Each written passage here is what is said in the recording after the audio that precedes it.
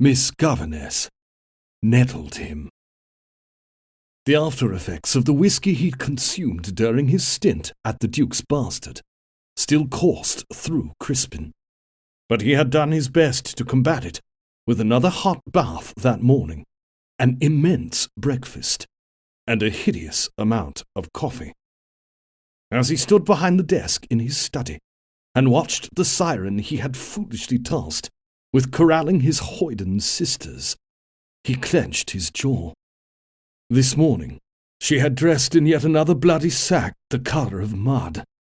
Shapeless, inelegant, and hideous. The gown had not a stitch to recommend it.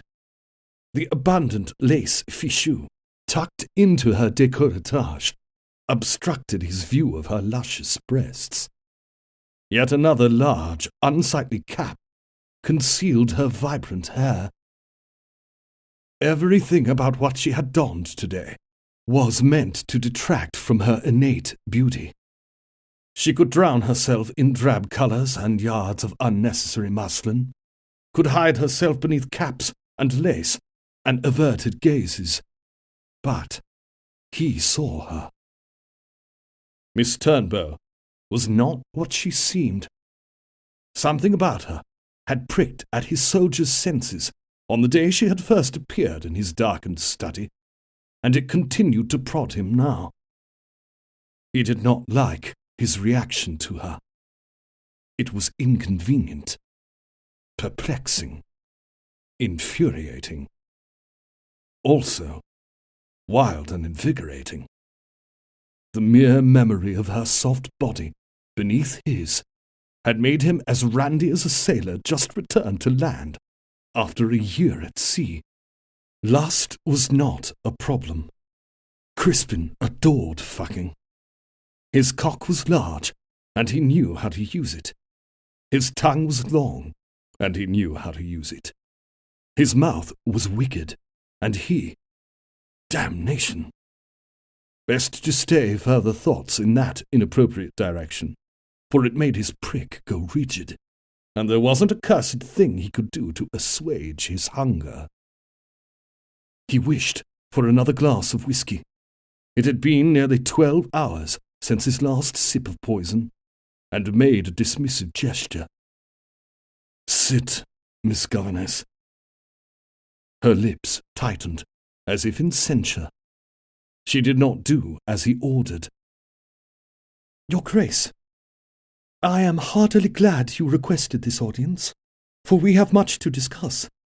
If I may be so bold, I cannot help but think your actions have a direct impact upon the behaviour of your sisters."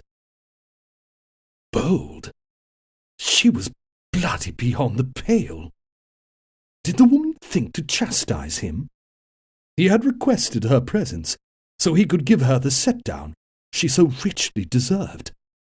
His sisters were still hellions, and he could see no improvement in their comportment, save from the fact that they had not ridden to breakfast down the staircase on salvers, or hidden rodent carcasses by his breakfast plate. He gave her a ducal sneer, the sort that usually made unwanted interlopers disappear from his path. "Sit, madam." Colour blossomed in her cheeks. She sat slowly and primly, as if she were reluctantly seating herself upon a garden bench, encrusted in bird offal. "Lady Constance and Lady Honora should not be aware of your... Her fluster was adorable, and it somehow deflated his ire. Still, he could not resist the opportunity to further her discomposure. He sat, for he could not politely stand in her presence, and even soulless bastards like him could recall their manners now and again. "I beg your pardon." A wolfish grin curled his lips. "My what, Miss Governess? I confess I had not previously realized you possessed a stutter. Though it grieves me to say this, I am not certain my sisters ought to be instructed by a female who cannot speak her mind without needless repetition."